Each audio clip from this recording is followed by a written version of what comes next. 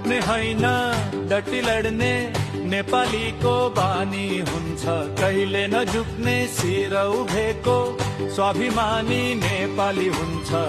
विश्वको कुना काप्चामा खोज, नेपालीको मुटुमा खोज, त्यहाँ सिङ्गो नेपाल हुन्छ, त्यहाँ राजा रानी हुन्छ। त्यहाँ सिङ्गो नेपाल हुन्छ, त्यहाँ राजा रानी हुन्छ। त्यहाँ सिङ्गो नेपाल हुन्छ, त्यहाँ राजा रानी हुन्छ। हरेक समस्याको समाधान संवाद, सहमति, समन्वयन र सहकार्यबाट हुन सक्छ।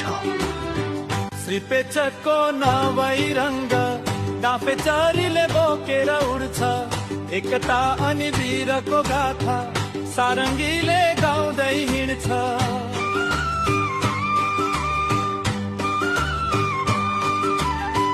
खुकुरीको डोबभित्र वीरहरूको पाइला हुन्छ, पर्वतराज हिमाल मुनि गुराँस त फुलेको हुन्छ। गुराँसको रङ्ग हेर त्यो पनि त रातो हुन्छ, हाम्रो मुटुको रगत हेर त्यो पनि त रातै हुन्छ।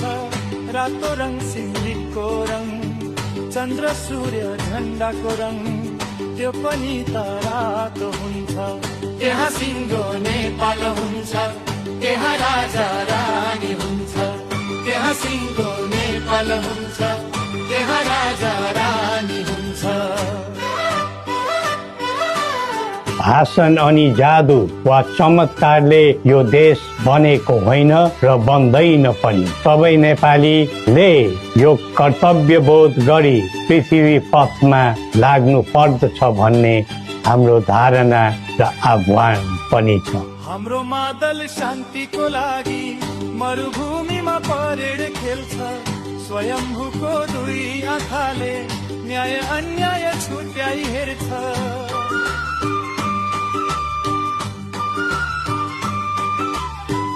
बाँचर बचाऊ भन्ने छातीभित्र कुदिएको हुन्छ, खेला उठेको हातमा हेर पसिना त बगेको हुन्छ।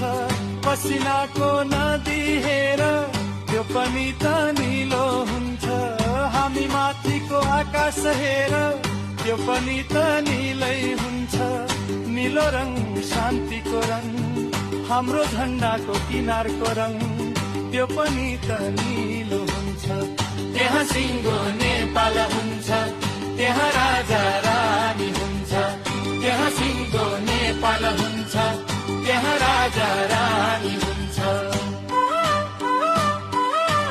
झन्डै 2 दशक अघि शान्ति ल्याउँछौँ र स्थायित्व दिन्छौँ भनेर सत्तामा पुगेका दलहरूको चाहना अनुसार हामीले श्री पेच र राजदण्ड, जनताको नासो, जनताकै सुरक्षित संरक्षणमा बुझाइ राजकाजबाट बाहिरै रहेको सर्वविदितै छ।